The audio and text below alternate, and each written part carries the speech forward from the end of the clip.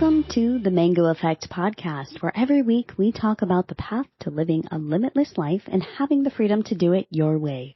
No topics are off limits. We get into the practical, the hypothetical, and the downright juicy stuff. I'm Mindy Rosser, your host and lifestyle cheerleader, and I'm here today to share an episode I did on the Where Next podcast. Amazing podcast. If you are going to be traveling, or you're considering doing the whole digital nomad thing, or you want to just get to know about other places around the planet and what it's like to live there or visit there or work there, you will totally dig the podcast. So please go subscribe to the Where Next podcast and listen to my episode either here or there. Either way is completely fine, but I'm going to actually share my episode that I did over there so you can kind of get a sense of their podcast, because I think I really like the way that they interview and the questions they ask.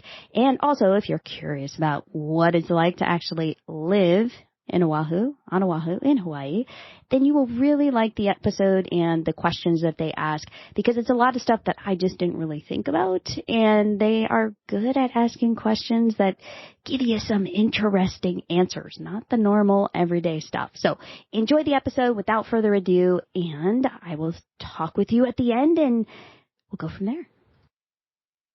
Hi, welcome to our podcast, Where Next? Travel with Kristen and Carol. I'm Kristen. And I am Carol. And we're two long-term friends with a passion for travel and adventure. Each episode, we interview people around the globe to help us decide where to go next. In today's episode, we are visiting Mindy from Hawaii, who moved with her family to Oahu from the mainland. She shares how they made the decision, even though she had never been to Hawaii before, and how the family acclimated to island life. We also hear about how she learned to surf and what the Ohana spirit means to her. So welcome to Where Next. So I guess I'd start with your journey and, what prompted you to want to come to Oahu, Hawaii, where you were, and then how you made that transition. Such a good question. So at the time, so this was more than 3 years ago, before all of the pandemic stuff, my husband and I were like sitting around. It's almost Thanksgiving, and we had been living we lived kind of everywhere, up and down California. It felt like we never found our place. Like we always seemed to be searching for where's home? Like where is our home together and with our family? And we were sitting around. It was almost Thanksgiving, and we were in the Midwest. So I grew up in Chicagoland, just outside Chicago, so in Northwest Indiana. And my family was there, so that's why we were there.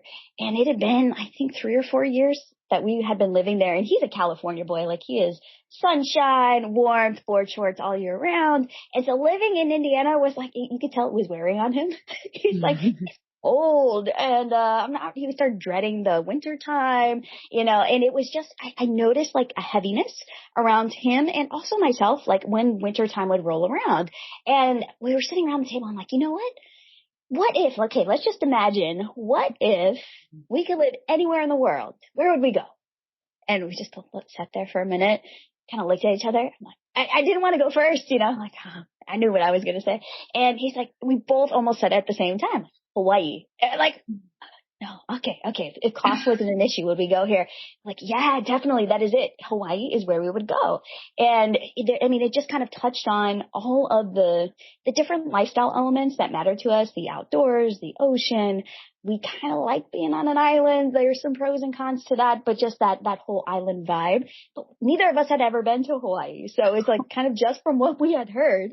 And I did a bunch of research. So I'm like, okay, well, let's see what it would take. So I pull out my laptop and I start like, cost of living. Everyone says the cost of living is like at least double, if not triple, depending on, the numbers that you're looking at, where we were at the time. And I thought, you know what? It doesn't even matter. It doesn't matter, because if we have the quality of life that we're looking for, we can cut costs in other areas. Like, we're not big on going out to eat and all this other stuff. So we can just put all that into housing. So we're like, okay, well, let's take this a little further. And what would it take? Okay, we'd have to sell our house. So we started kind of, playing with the idea. And we looked at each other and said, we should just do it. We're like, what's the worst that could happen? The worst that could happen is it costs us like $40,000, and then we come back and, buy another Indiana house and settle back in. That's the absolute worst that could happen. And So we were like, let's do it then. Let's just do it. Like, we're kind of that type of personality. Like, both of us are a little bit on the risk taker end, and we both love adventure. And so for us, it was like, let's just, we've never been there. Like, should we go visit? Nah, we'll just do our research. We'll figure out what island. So we decided to do our research, figure out what island we should be on. Cause I'm like, I didn't even know all the different islands here or any of that. So I did my research. I'm like, okay, Oahu is definitely the place because that's the safest. There's job opportunities. There's enough schooling wise for the kids. There's surfing. There's all these other elements that, a little bit more inhabited than some of the others. And so we picked the island and we're like, let's do it. So we sold our house. Got it ready to sell. We sold it it was like, Thanksgiving when we talked about it. By April, we were gone. Like we sold the house within like less than 3 days. Like we had multiple offers on it. It was, kind of a housing boom. Where in Oahu are you then? We are in Haleiwa. So the north shore of Oahu, literally right down the street from the famous Haleiwa wave. So Ali'i Beach Park. Wow. Very nice. Yeah.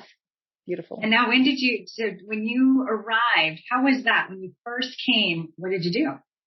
Yeah, that was really tricky. And that's what we learned too. It is not like moving to any other place on the mainland where it's, you can kind of visit or like have a bunch of places lined up in advance where you know where to live. We knew nobody. We knew nobody that had lived here. I had friends that had visited, but that was it. And so it was like, I don't even know if we can rent. Like, how do we even find a place to rent? So we had, my husband, Jason, we had him come about a week before we did. And his job was like, we had lined up a bunch of landlords and like people where we could like try to find a place to rent. We decided to shoot for the middle of the island because then we could kind of figure out where we actually wanted to land from there. And we just kind of literally we kind of crossed our fingers, but he is a really good salesman. I will tell you, he's fantastic. Like he can talk anybody into anything. So I'm like, okay, we got a good shot with him. If I give him enough people to talk to, one of them will say yes. So he just started going through like my list of, apartments and condos and places where we would live. And he got one landlord to say yes. And if you're not familiar with Oahu or Hawaii, it is really difficult. They do not welcome mainlanders or people that are not from here. Usually you kind of have to know somebody who knows somebody to kind of find a place. So it was I realized later it was kind of miraculous that we actually got a spot. And so I actually had a home to come to by the time we arrived, which was fantastic and also kind of miraculous and really lucky. So that was kind of how we got our start. And when you said it was just you and your husband. You don't have kids or family. We have kids. You do have kids. Oh my gosh, I don't know if I knew that. So how old are your kids? So we have one, she's 19. So she was still living with us at the time. She was 16. Oh yeah. You know how this goes. You're going to have a 16-year-old that like wants to leave home and that whole very tumultuous 16-year-old age. So she was 16 at the time. And then we have two little ones. We kind of have like two batches. So we have an 8-year-old. She's 8 now. And then a 6-year-old boy. So we had little people with us too. So this was like completely new to them. Our little guy, he doesn't remember much of the mainland. The 8-year-old, she does. She remembers a little bit, but they have embraced it here for sure. I was going to say, how did they take the move and how was it for them and for you with them? That was challenging. I feel like with the teenager, we were already like in a weird, wonky place with her. She was going through just like a lot of, I think, internal struggles herself. She had some mental, battles that she was facing in mental health and wellness. And, just being a teenager is just tough. I think for her, it actually was pretty positive. It put her in a place where it was beautiful. There was nature. Like she would go out at night and just look at the stars, so I think in one place it was very, very calming for her and she didn't feel that pressure, I think, from peers and colleagues. On the other hand, I feel like she felt very isolated. It was very hard to feel connected and to try to make friends here. So that part was a little bit challenging, but thankfully we lived in a condo complex and there were some wonderful adults that had kids and kind of like adopted her. Like she was kind of, not babysitting other people's kids, but, she was interacting with all these other little kids, and their parents. So I felt like that was a really positive influence for her. I think our little guys, they seem to adapt really well. Like they loved it. I think the one thing that they miss is snow. They talk about snow. They're like, I just want to build a snowman. I said, yeah, for about 30 minutes. And then you want to come back to Hawaii. So I think we just need to go find some snow, let them do their snowman thing and then bring them back. But they are island kids, I think, just through and through.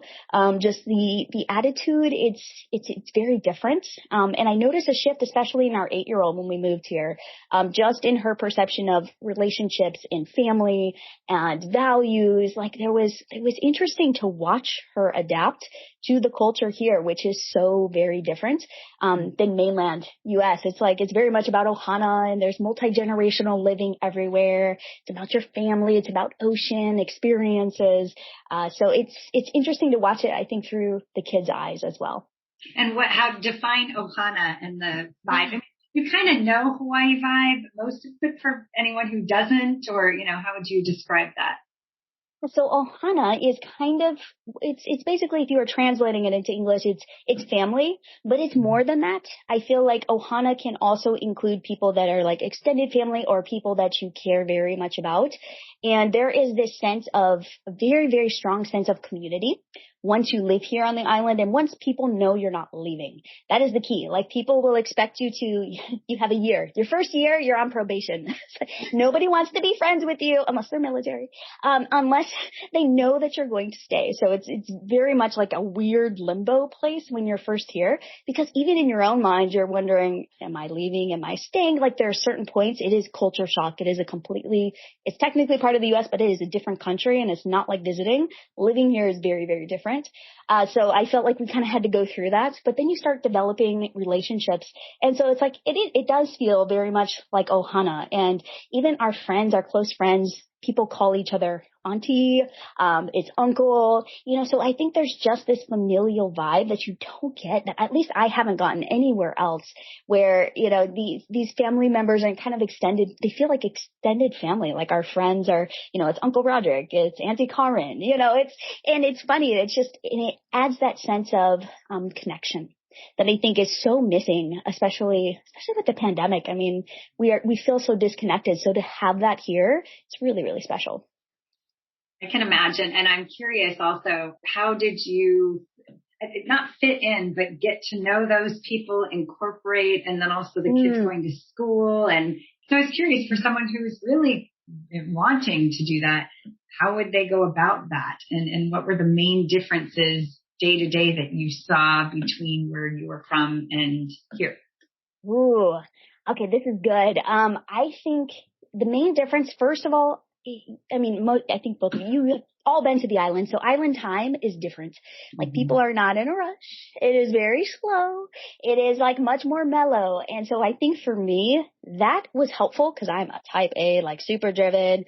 Every minute of my day is scripted. And so coming here, that was like a culture shock for me, because I felt like everyone was just, I'm going surfing. Oh, let's go check the waves. Let's just go kind of drive around. I'm like, does anybody work here? You feel like nobody works. Everyone is just like surfing all day. It's kind of a very, very different energy. And so I think some people like that energy. Some people only like it for vacation, and some people are okay with being surrounded by that energy. So I think just understanding that it is very different. People do not care what you do for work. That's what I've noticed. Like, a lot of people that I surf with, like, we've been surfing at the same break for years, and they still don't know what I do. They don't ask. Like, we don't care. You're surfing, we see you. And I feel like on the mainland it was different. It was like, what do you do? It felt like everyone was trying to put me in like this hierarchy. Like, oh, are you an entrepreneur? Oh, do you make like 7 figures yet? Like, where do you live? It's like all of these funny things that people, like, they'll ask weird leading questions to try to get that information. And here it is not like that. It's people want to know who you are, and they also want to feel that you respect the culture. I feel like that's huge. The culture here is so different, and you have to embrace it and become it. And the island becomes just as much a part of you as you are of it. And when you feel that connection, it happens, like, I would say probably for me about that 6 to 9 month mark, where I started feeling, wow, the island is changing me from like the outside in. And this is really, really powerful. I think even my values, and I'm like, now I want my mom to come like live with me when she's older. All of these things where, like, on the mainland, it's like, okay, you want to live on your own? That's great, Mom. I'll come visit you. Here it is like you feel this really intense sense of tribalism almost, and like this community, and you want to contribute. And it's really different. I haven't ever felt like disconnected. And some people don't like that. If they try to come, I noticed like a lot of mainlanders, because where we were was very transient. There were people coming in and coming out where we initially landed. On the North Shore, it's not that way. It's like, you can't just move to the North Shore from the mainland unless you know somebody. But where we were initially, like there were people that would come and go, and you could tell who was going to come and go because they didn't vibe. Like you have to kind of, it sounds kind of woo woo, but you kind of have to vibe with the ocean, with the culture, with the people, with the food. I mean, there are so many elements, I think, to island life that you just don't get, from that tourist experience. And you have to feel it. And you will feel like, I think, that sense of connection with the island. And it's almost like you fall in love, but it's not like okay, I'm in love with Hawaii. It's beautiful. It's great. Not the honeymoon phase. You got to make it beyond the honeymoon phase, and realize what it's really about. And, once that happens though, it's like, okay, I belong here. Like this is my place. And I felt like I finally found, my stopping place. I'm like, I love it here. I don't want to go anywhere else. I love the sense of community. I like the slower pace. I like feeling that sense of connection with others. But it doesn't always resonate. And if it doesn't resonate with you, that's okay. It's like, okay, just come to Hawaii when you want to visit and live somewhere else. It's all right. But it's a very different vibe. And you do have to respect. There's so much respect. And when people come to from the mainland, they're like, respect? What are you talking about? Like, there's all these unwritten rules that it takes a while to learn. Like, for example, we went to a surfing competition for the kids over the weekend, and we were going to set up a tent. It's like, okay, we picked our spot. We're going to set up a tent. And the guy comes over and goes, you can't set up your tent yet. That's a local family right there. They haven't set up their tent yet. So until they set up their tent, you can't set up yours. It's just like all of these funny little things that you're just like, oh, crap. Like we know people on the North Shore, but like we were in the South Shore. So it's like different local families and they're like royalty. And you have to understand the culture and respect that. So we actually just kind of moved locations. We're like, okay, we don't even want to infringe on their, setting up the tent. Yeah. So it's like all this little nuance that you do have to learn and understand over time. So interesting. So are your kids competing in surfing? Not yet. My son, the 6-year-old, he told me he came home, like we went to the beach and we came home and he goes, okay, Mom, I want to be a surfer. Hey, all right. You can be a surfer. But he has to learn how to swim. So he's in swimming lessons as of yesterday and he's loving it. So once he can swim, then he's going to start feeling comfortable and he definitely wants to surf. Our 8-year-old, she also has been, very persistently mentioning that, Mom, you can't just surf by yourself. You have to start taking us out with you. So yes, both of them do want to surf. They're not very good yet, but they can get pushed into waves and stand up. And when they learn to swim there, do they swim right in the ocean? Is that where they learn? Or do they like learn in a pool like in America or in the mainland? They actually do learn in a pool. Okay. At least where we've taken them. I think there are some spots on the South Shore where it's safer. Like it's kind of walled off from the wildlife and any unsafe zones. And so there are swimming lessons there, but we take them to a pool that's right down the street from us. And, it's a little safer and they feel a little bit more comfortable than, kind of swimming with the wildlife and, the sharp coral reef and a lot of places. Yeah. And so just curious from a surfing standpoint. So what kind of waves are you surfing? How big are they? And I actually just surfed a couple weeks ago in San Diego and I hadn't ocean surfed in a really long time. Oh my gosh, over 20 years, but it was really interesting. Well, actually not 20 years. It's been a little, like maybe 5 years or so. But what are you surfing? Yeah. So, okay. Yeah. I love surfing. I'm still a beginner. So I would call myself an avid surfer, not like a really good surfer. So I do want to make that clarification. Like when people are like, oh, you're a surfer. I'm like, well, not like the pros. So I like my favorite size is I love Haleiwa, but not when it's Haleiwa size, not like the massive waves that the pros surf that are like double, triple overhead. I usually like it head high and I like it clean, a little bit of offshore wind, and where they're like super glassy, but I like it a little faster, a little pitchier, not too pitchy, but I like head high and I'm still trying to learn on a shorter board. So I have like a twin fish, anybody that Paizel Astro. Is it the one Not behind this you? one. Not this one. That one though, I haven't actually ridden that one. That one's my husband's board. But I want to take that one out. I'm like, that would be a nice step up. So, I have to take that one out too, but that means I have to wax it and all that. And I'm loving my Twinnie right now. So, but I definitely like point breaks. I like point breaks. Love reef breaks. I haven't surfed a lot of like beach breaks. There are some on the South Shore, but I tend to like the North Shore waves a lot more. They have a lot more oomph, I would say, to them, a little bit more bite. Like the South Shore, they're softer. If you like longboarding though, they're perfect. They break very slowly and you can get like some really nice long rides. But yeah, those kind of like the waves I like to surf. I don't like to paddle out too far either. Like if I can get like a 5-minute paddle versus a 15-minute paddle, I'm in. Yeah. And then what's the length of your board that you've used or what you're trying to go to shorter wise? Yeah. So right now my board is a 5'11". So it's a Twinnie. Short. Yeah. 38 liters. I think it's 38 liters. Yeah. So it's short. I'm trying to get down to like 5'9". I have a 5'9" that I really want to surf. It's lower in the liters department. I think it's like 29 liters. So I'm working my way down, but like slowly but surely. Yeah. Yeah. It's so funny from a wake surf perspective. Mine's a 4'3", but that's because you just pull up and it's easy. And Correct. then, I think I was surfing probably like an 8 foot something. Maybe it was 7 something. I don't remember, but it was longer, of course. But, and then of course I kept dumping the nose because I wasn't used to, I was like, I need to start further back because when you wake surf, it's kind of more in the middle and, it's a little different. So yeah. Listen, so. Awesome. So how is it, cost of living? And you were touched a little bit about that. And in terms of like, if someone was moving there, would they try to even get an apartment before they move there? Do you rent, hotels and then cost of houses? Just curious about, what you've experienced. Yeah. It's very tricky, especially now. They have actually clamped down a bit on Airbnbs. So like what some people would do is they would like rent an Airbnb and then try to find like longer term, rentals here. The people you will find, especially depending on where you're trying to go on the North Shore, it's very, very difficult to move straight from the mainland and try to rent something on the North Shore. They want you to have lived here for at least a year.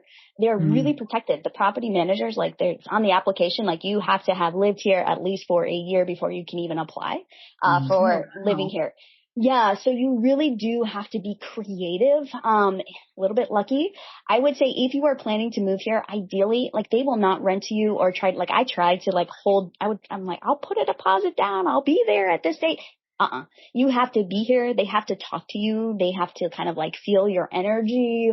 They want to make sure you're like a good human. Like there are all these other elements. Like they will not just take your money. Like even people that try, like we had a family member that wanted to come buy a house on the North Shore. She has the money. But she didn't have the energy. And I'm like, you're not going to make it through. They're not going to sell it to you. Even if you have the money, they won't sell to you. Like you don't understand. And like trying to explain this concept to her was just like, but I have the money. I'm like, doesn't matter. They're very, very particular and who they want to be here. And if you are not going to become part of the community, if you don't have, that giving, if you don't care about the island, like it's really all about that here. And so they do have to feel your energy. So you have to be prepared. It is difficult. That first year is really, really hard because you feel like such an outsider. There's like, I didn't even understand what people were saying because they speak pidgin. It's like kind of like Hawaiian. They mix in like Hawaiian words with like English words and they say it really fast and you're like, I have no idea what they just said. Like even listening to the radio, I couldn't understand what they were saying on the radio. And now it feels natural. What are some of the phrases that they say? It's like brother, sister. But then they kind of mix them all up. And then there's like pal. Pal means like finished. And so like you're pal. And I'm like, you're what? Pal? And no, you're done. Like done for the day. And so like you have like, there's all these funny little words that you just kind of have to learn in context when they're talking. Story, right? Talk story. You got talk story. Yeah. You're rapping with people. It's like I was rapping with, Uncle Roderick. It's like all of these funny little things. That means you're talking with them. So it just takes a while and you feel like such an outsider and you feel the resistance where people are like, they're always keeping you at an arm's length. And I think from a surfing perspective too, you have to show up to the same spots very consistently before and surf. You have to actually be able to surf before they will even give you the time of day or even acknowledge that you're there.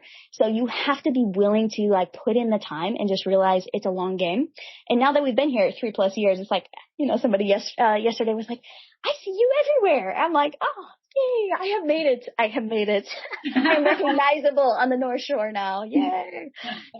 So if you put in the time and you realize you just have to be patient, you have to learn. I think approaching living on the island from a beginner's mind, like there's just a lot of, little intricacies and details to learn. But if you're patient and you love it here, it doesn't matter. You'll learn, you'll adapt. And as long as you're kind, it's like be kind. If you are new to surfing, just go to the beginner spots. Please do not go to like crazy good waves. They will be angry at you and tell you to go back to the mainland. And what's some of the beginner ones that you would suggest to learn?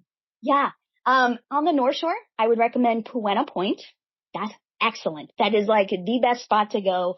There are a ton of surf instructors there too. So if you want to take a lesson, best spot. And if you just like show up there, there's like 5 or 6 trucks parked there where you can just ask if you can take a lesson. I recommend Uncle Brian. He's fantastic. So Uncle Brian on the North Shore, he's awesome. And then there's Ali'i, which is actually with the Haleiwa wave, but only when it's small. So as long as it's like 2 to 3 foot, or, it's pretty small, but it is a reef, it's very reefy. There's a lot of sharp coral there. So if you're not comfortable with like, low tide and coral and all of that, then you might not like that spot, but it is pretty good. I would say when it's small and there's a lot of kids and groms out there. So it's super fun. Like it has a very family vibe. I would say. You say grom? Cause I know what we call grom. Yes. It's a small kids board, but I don't know if that's the same in what you're talking about. Yeah, so a grom is like a kid surfer. Okay. So like we call them all the groms, kind of walk around, and they all like to surf the little shore break at Ali'i's. So that was a really, really fun spot. On the South Shore, so if you're, in town, as we call it, in town, Honolulu area, Waikiki, it is really crowded, but you can't really hurt yourself. And there's a bunch of people there and it's safe. So I would say Waikiki, and there are a lot of breaks there. So if you're okay with paddling, like I was so proud of myself. I paddled like 15 minutes to get out to Pops, at Waikiki over the weekend. I was like, yeah, I did it. So what's Pops?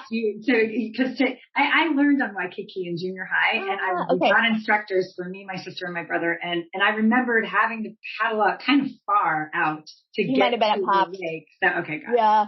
That was probably Pops. Yeah. So if you're like kind of facing Waikiki, you look to your right, it's a little further out. And a lot of times you'll see like, people on SUPs, stand-up paddle boards out there, because it's, it's not hard for them to paddle that far. But, I think if you're a beginner, it may feel like, oh, I'm paddling forever to get out there. But there are a lot of fun little breaks in Waikiki. So if you just want to stay in town, you can rent boards. There's plenty of surf instructors there too. And it's pretty safe and it's not too local. There are a couple spots where you may get yelled at, but not too bad. They expect tourists and new people. Awesome.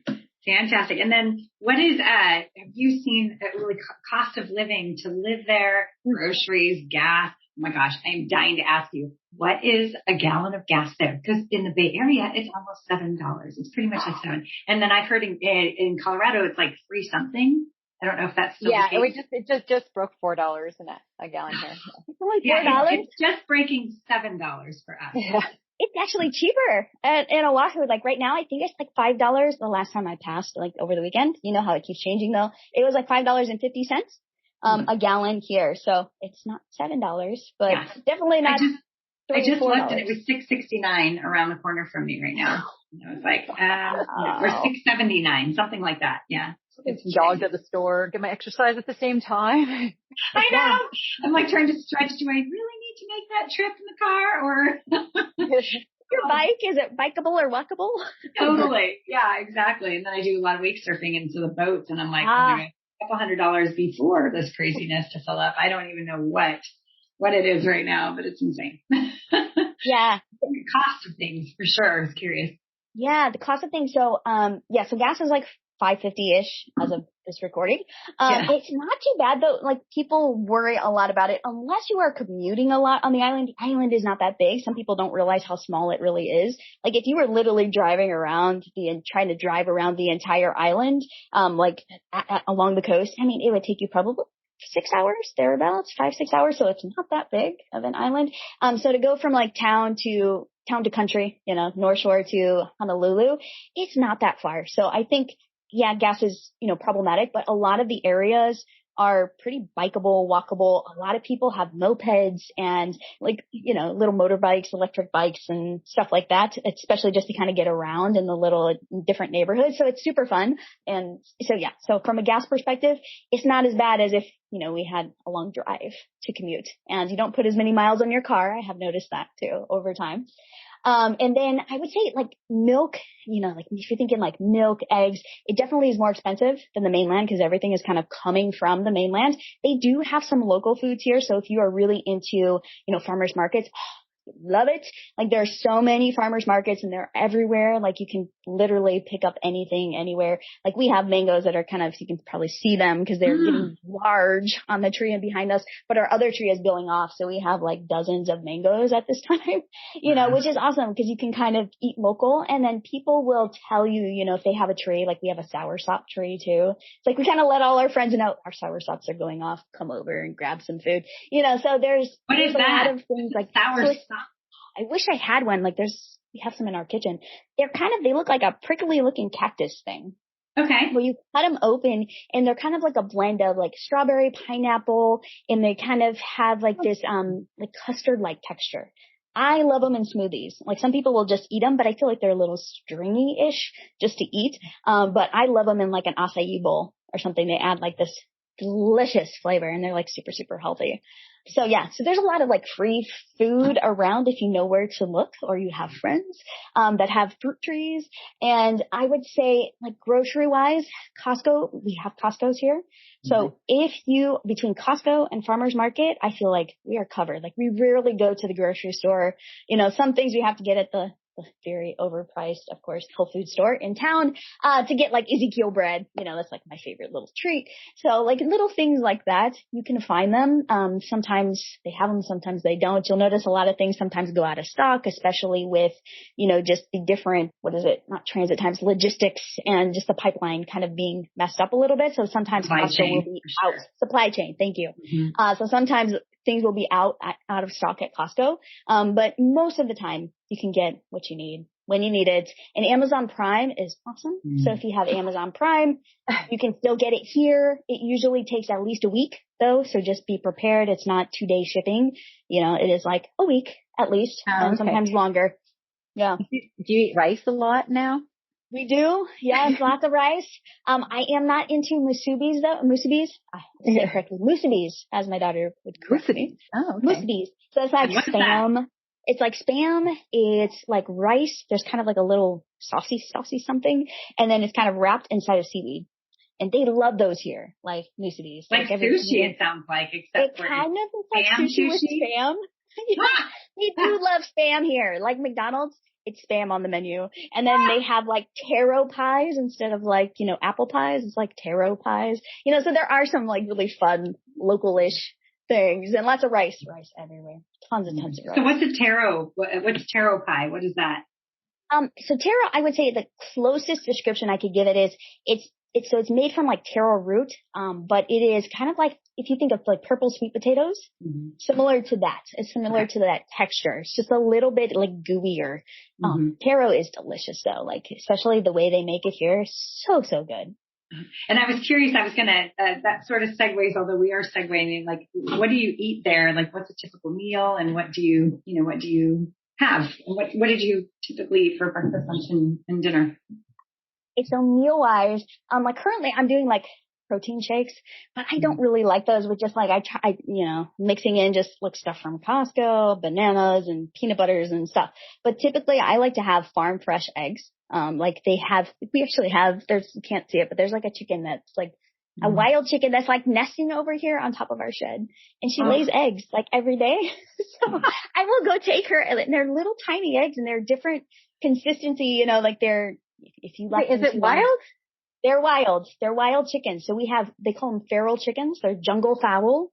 And they're just wild chickens they love our backyard though. We got lots of mangoes and bugs and all kinds of goodies.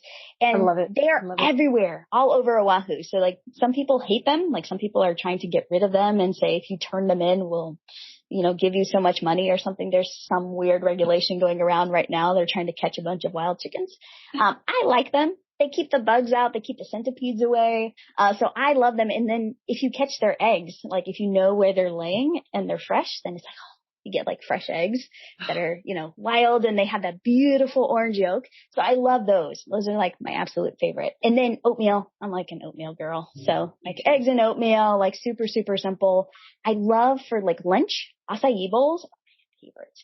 So they have acai. I just grab we have the frozen acai from Costco, and then I mix in especially if we have soursop. So I like soursop. We have papayas too that grow kind of wild on our property. So papaya, and then the mangoes from the tree. It's it makes the most delicious, and you feel like you're just eating sunshine. It's completely different than buying all of those things from the store. You're you just feel connected to your property, and you're oh, this is all local, natural, organic stuff. So I love acai bowls, and they're a favorite here. People love them. You can buy them if you come to the island. There's a bazillion places that sell acai bowls. I like to keep it pretty simple for dinner. I do like rice or sweet potatoes. Sweet potatoes are big here. I like the purple potatoes. Those are the best. Usually steamed vegetables. I like local vegetables. Sometimes my husband will do a stir fry, get a box from the farmer's market and just chop up whatever random vegetables and stir fry them. So good. And then ideally they actually have ground beef that is pasture raised that you can get here, which is fantastic. So I think it comes from Maui. But they have it here, so we'll pick some up from the local farmers market when they have it. Sometimes it's in stock, sometimes it's not. So you always kind of have to just kind of stock up when you can. But that's one of my favorites. So they do chicken and fish. I'm assuming those two are pretty popular there. And pork? I love pork. Is very popular. We don't eat a lot of it. But they do have people that hunt here. So if you have a friend and they like to hunt and they have dogs, you see these, you see pickup trucks with dogs in the back. You're like, oh yeah, they're going to go hunt. They're going to hunt some wild boar. So you know what that's for. But if you have friends like that on the island, then you probably will never run out of pork. Yeah. And then, so you eat like I eat, and I would just love to move in and eat exactly what you eat. It sounds amazing. But I'm assuming also that the Hawaiian, the typical spam, it sounds like pork. Lots of spam. Yeah, there is lots of spam, lots of pork, lots of rice. They have these things, they're called plates. So you get a plate lunch. And it's basically, they kind of, most of the time it's rice, it's pork. A lot of times there's taro on the plate, but it's a plate, and it's so good. They're on the side of the road. So if you're a little on the wild side and you want to get a plate, plate lunch, they call them. They're really, really tasty. I don't know what's in it. Don't ask. And as long as you have a strong enough stomach, if there's anything a little weird in there, you'll be all right. Totally. And then what is it what do you like to do? I mean, I'm assuming it's so easy in terms of activities that the locals do that people like to do. And are there also any hidden gems that? Ooh, okay. So traditional things that people like to see, I would go to, if you're being a tourist and you want to do the touristy things, do it. It's fun. It's you get to be with tourists, and it's not bad. I think a lot of people downplay it, oh, don't do the tourist things. But go to Diamond Head. It's really cool to go up to the top and kind of view the entire island, take your pictures.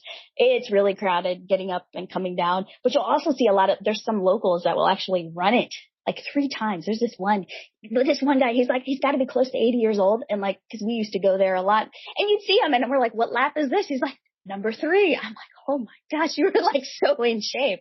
It's incredible. So you'll still see locals at certain tourist spots too. But Diamond Head is really, really neat. If you like ocean life and you kind of want to swim with sharks, there's some of that you can explore. There's snorkeling, there's scuba diving, there's surfing. I recommend just about everybody just take a surf lesson. You can't go wrong with the surf lesson, and it's fun. It's memorable. Waikiki, that's where I took my first surf lesson. My only surf lesson, I think.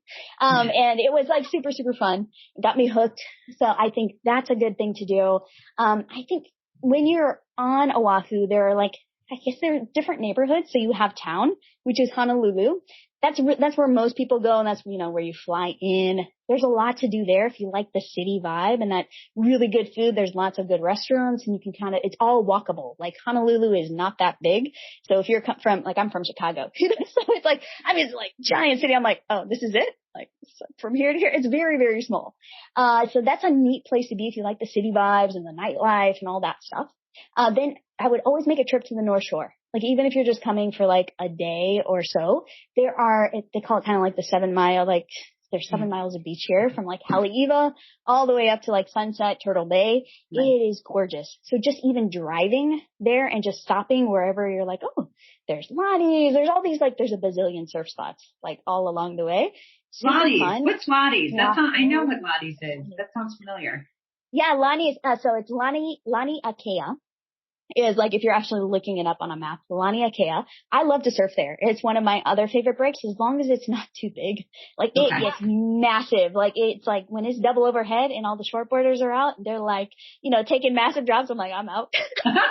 Yeah, I would be too. It's a little too big for me and I'm not that aggressive. But Lonnie's it's a really good surf spot and it's kind of where people come on the North Shore to see the turtles. Like there's turtles everywhere, but if for some reason it's like, oh, where do we see the turtles? So every time like I go surf at Lonnie's, there's always somebody that's like, where do I find the turtles? I'm like, go look in the ocean, like all along. But it's kind of the spot where you see the turtles. And how do you spell it? How do you spell it? Laniakea. And so locals will call it Lonnie's. And it's on the surf cams. If you check out Surfline, it's like all the little surf spots. It's one of them on there. Awesome. Okay. Perfect. Sorry to interrupt. Keep going. Oh, that's a good spot to go. Turtle Bay, I think is underestimated. That is also a neat spot to go. There are some surf breaks. I have not actually surfed there, but I have looked at all the breaks and I'm like, okay, one of these days it's just kind of far and I have a leaky right down the street. So I kind of like going there. But Turtle Bay has some really neat surf spots and also a lot of like touristy things. It's very expensive to stay there if you're planning to stay there overnight, but it is an experience and some people really, really love it. So Turtle Bay is really neat. And I think there's like also some like hiking opportunities like over there if you like to go on like adventure hikes and things like that. Then you kind of move around to what I call the windward, well, everyone calls the windward side. So that's Kailua, like that area. It is gorgeous. I think it is ranked as one of the best beaches in the entire world. It's like that turquoise water. If you like to, wind surfing, it's very, very windy on that side, which is why it's called the windward side, but it is really, really neat. And there's some little islands if you have a stand-up paddleboard that you can paddle out to. And it's pretty shallow. It's not too crazy as long as the weather's good.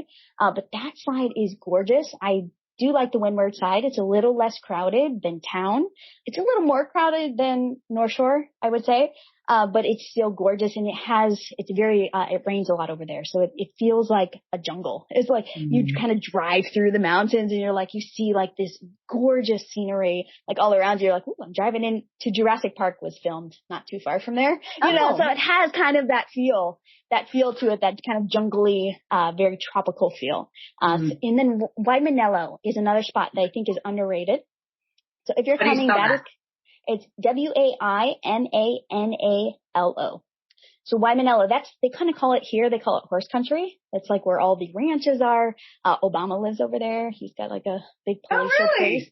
Yeah. So he's from Hawaii. That makes sense. Yeah. That's where his nice, exciting place is. So that side is really, they have some gorgeous beaches. If you like to bodyboard, boogie board, not as much surfing down there. It is definitely the south shore, but it's not town side. But it is south on the island. And there's some gorgeous spots. There's a lighthouse there. You can kind of take a lighthouse hike. I think it's Makapu'u. That's kind of hard to spell. And Maka and then Pu'u. So 2 U's at the end. But that's a really, really neat spot to explore too. And there aren't too many tourists. There are some tourists that go there, but lots of locals. So just kind of be prepared, kind of understand the etiquette, I think, before you go there. But it's a really, really neat spot to go. Oh, that's awesome. And now, if I'm remembering correctly, because I've asked you before, I think when you surf almost every day and you walk to it. Or do you drive to it or walk to it? It's usually, I've walked a couple times, but usually I drive to it, so it takes 2 minutes. It's like, It's literally right down the street. We have walked, but it's like, hey, it's a 20-minute walk. We can just drive. That's fine. And there's like a dozen spots, like within like 5 minutes either direction. So it's just kind of knowing where to go and, which spots, which breaks you actually like. Like I like feeling that there's a lifeguard there. There's some more deserted breaks or sharkier spots. But I don't really feel comfortable unless I'd rather have more people than not. Yeah. What are the really sharky spots that you should avoid? Ooh.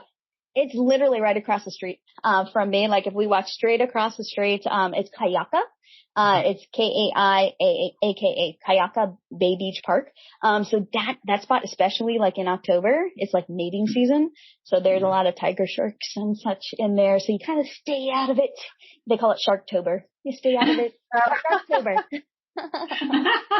That's great. And then do you go to the other islands? Is there a lot of people that just jump islands? Is it, I think it's fairly cheap. I wonder as a local if it's cheaper or if there's something that happens with that.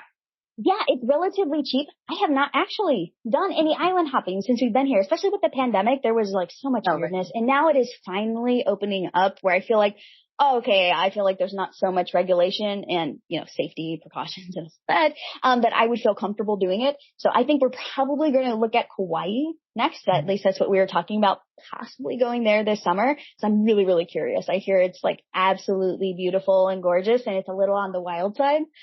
So I'm excited to check that one out next. But yes, it's very easy.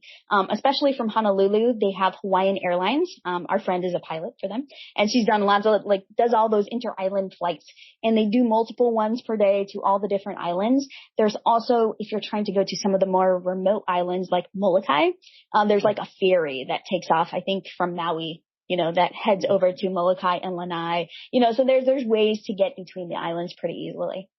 Mm-hmm. Do you miss the mainland? I think you said no, you don't miss the mainland, or like family, friends, sisters, brothers. I don't know. Do they come and visit, or I know you said there was one that wanted to buy. Yeah, I do miss, I miss my mom. It sounds so quick. I miss my mom. My mom in the mainland, I want her to come out here with us, when she's older. She definitely has that island heart, I think. So I think she would enjoy living here when she's, not wanting to take care of her own place. So at some point, I would love it if she came back out here. Our 19-year-old, I would love for her to come back too, when she's in the military right now. So, I definitely miss her, and she misses us a lot. So we've she's come here for visits, and I would love it if she came here and had a family, and we could have our own Ohana, lots of little kids around. But I'm obsessed with this whole Ohana and having all the family around, I think, since we moved to the island. So I do definitely miss family. But the mainland itself, I don't miss at all. I thought I would definitely get island fever. People talk about that, kind of feeling closed up. I haven't felt that at all. So it's, it's just different strokes for different folks, I guess. And I really love it here. Yeah. So how often do you leave the North Shore then? Do you go into Honolulu? I try never to leave. Okay. My husband laughs. He's the one that's the taxi driver for the family. I'm I would say we go to town. If there was a surf competition over the weekend, now that there's no waves, or very few, there's some waves, I could get really excited when we have 2 to 3 foot, at one of our local breaks here, but it's summertime. So North Shore kind of goes really quiet in the summer. So we have to drive. So we either have to go west, which I didn't talk much about, but that's the very, very local side. So Waianae.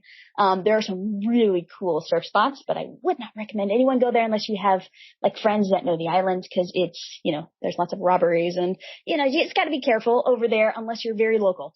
But it's a really neat spot. So sometimes we'll surf over there, or we'll go south. So that is, closer to Waikiki, and there's some other spots in there that we will go surfing. But most of the time I try to stay on the North Shore. I try never to leave. That's my goal is I never want to leave the North Shore. I'm I never drive unless I absolutely have to. And it's usually just the surf spots. So I love kind of staying local and in the community. Yeah. Mm-hmm. I also have two questions. What are the typical celebrations or holidays or things that they do different there? Yeah, they celebrate. I was gonna say, I thought they Hawaii, did. It's very much like if you think of like Latino culture and just it's very, very similar and like celebrations are big, they are loud, they are amazing. Like it's different vibes and energy. Like our neighbors, they are really big on celebrations. So anytime there's a birthday, there's like, pop up those little houses, the bouncy houses.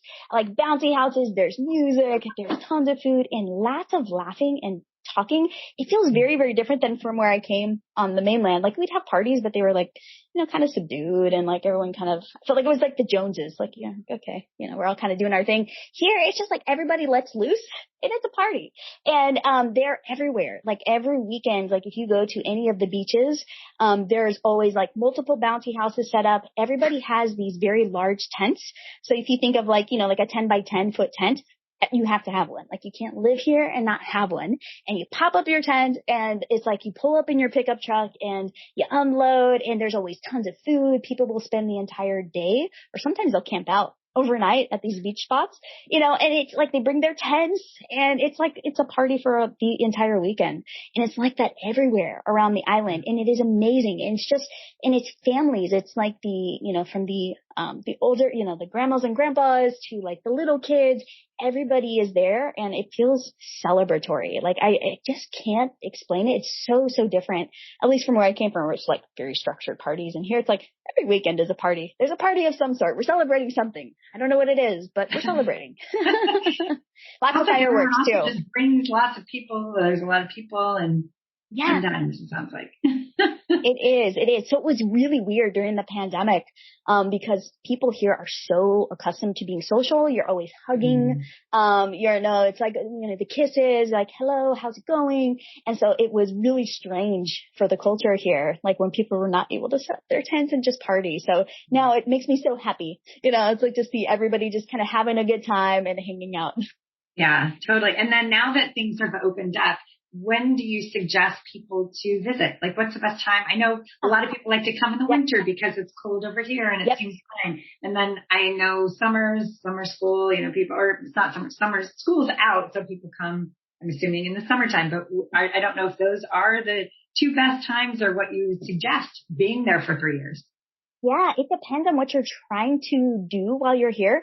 If you really enjoy, like some people like to come for like, we have a lot of tourists that come for like the surfing, that they want to like pop into a surf competition or kind of get that energy like around the surfers. So if you're coming for that, like if you like surfing culture and you want to see like all these, you like go to the local market and you see like all these famous pro surfers, then come in the winter time. That's like the best time. I would say like January, February. There's a lot of December, a lot of competitions happening, but it is very crowded on the North Shore. So you will get stuck in traffic and the roads are very tiny and they're like single lane. So you could be like, it take you an hour to go like 2 miles down the road.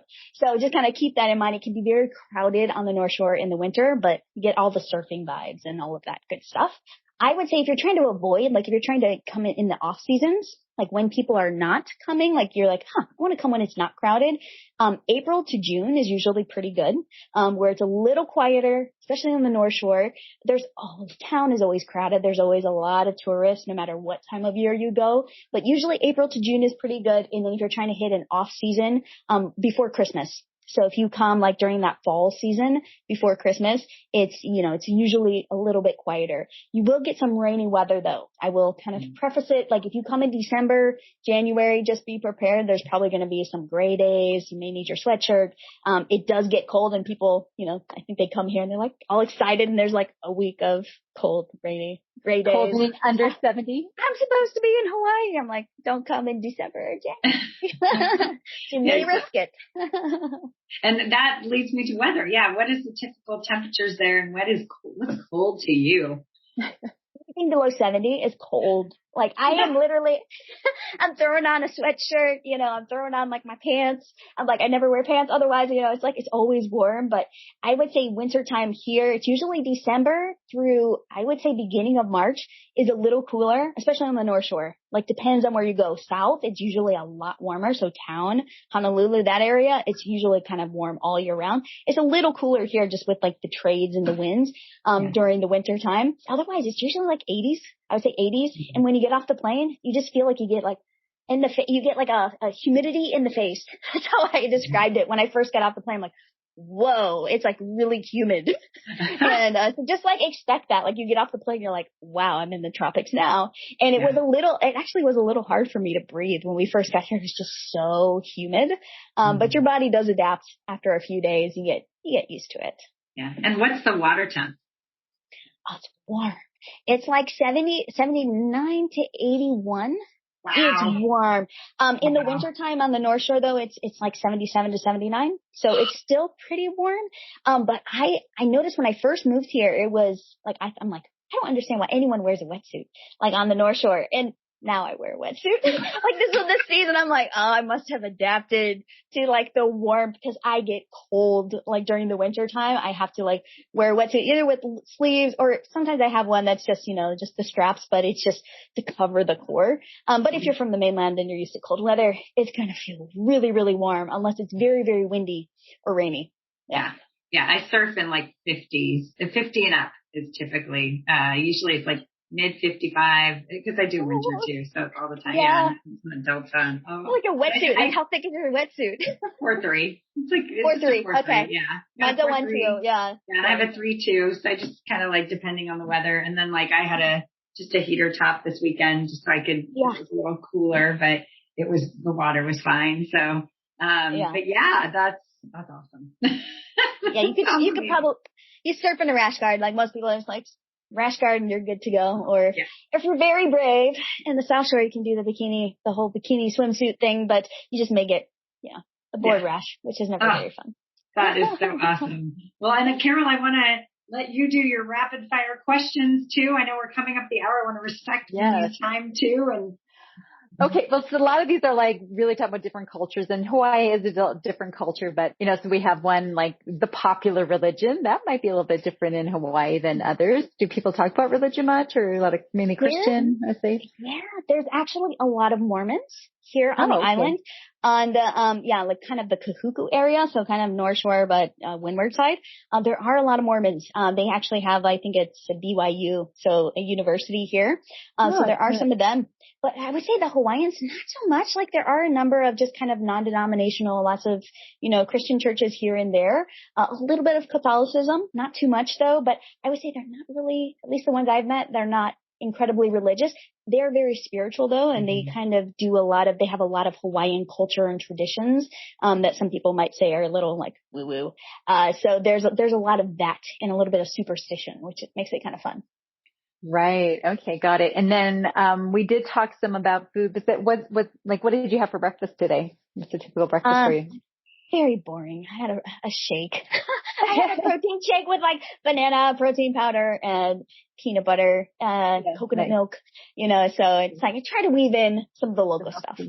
Sounds awesome. Very good. And music? Is there like, when I lived there was a lot of reggae being played all the time, and then the little ukulele. Is that still very common? True. That is very, very common. And even when you're going like to the beaches, people are either playing music, ukulele, or you hear a lot of island reggae, island vibes, island music everywhere, like on loudspeakers. So I love it. I don't listen to anything else unless I'm exercising because it's just so relaxing, and you're just like, feel the island vibes. It's good.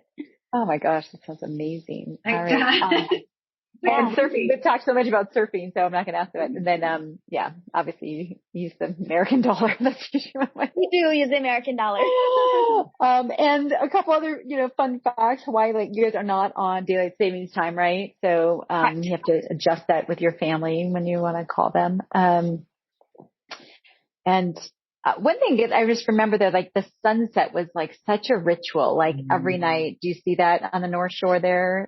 Oh, I'm so glad you brought that up. That was one of the things when we moved here. We're like, if we could just live here so we can watch the sunset every single night, especially Haleiwa, and during like the summertime, it's beautiful. I mean, like, 'cause it kind of shifts depending on the time of year, but summertime sunsets in Haleiwa, one of the most beautiful sights ever, for sure. Right. And then when we're in Maui, people were like, ooh, the conch shell, people like would blow that. Is that common there? Not as much here. I have heard it on the west side. Like when we go to the west side, there's a little bit more of that.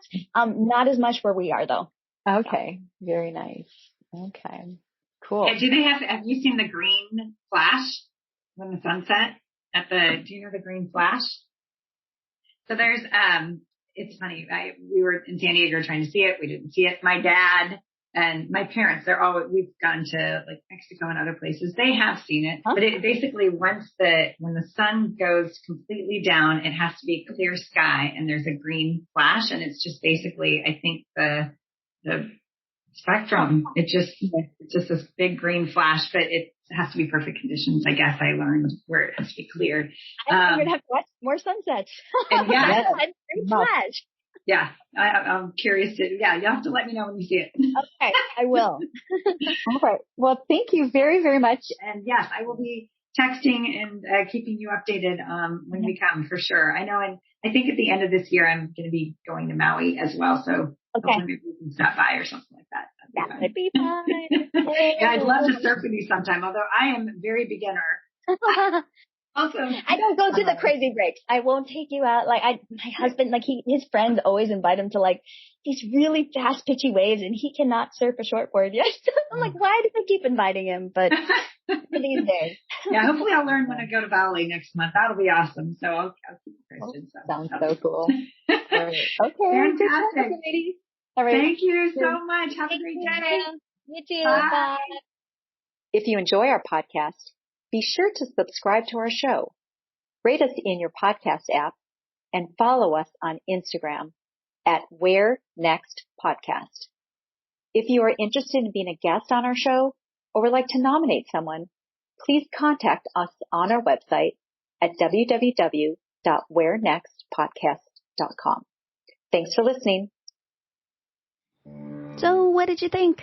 Did you like the episode? Fun conversation, right? Kristen and Carol are amazing and so fun to talk to. I could have talked with them for another hour. So if you love the podcast, again, go check out Where Next. Make sure to subscribe. They are amazing. They get the best guests too, and the most cool places around the planet. So give it a listen. And if you like this podcast, the Mango Effect podcast, be sure to tune in to the next episode next week. If you like what you hear, please subscribe wherever you listen to podcasts so you don't miss an episode. And I'd be thrilled if you could write a 5-star review for the show if you are loving it. We are a new show, so any reviews and subscribes will definitely help us as we grow. I will talk to you in the next episode. Bye for now.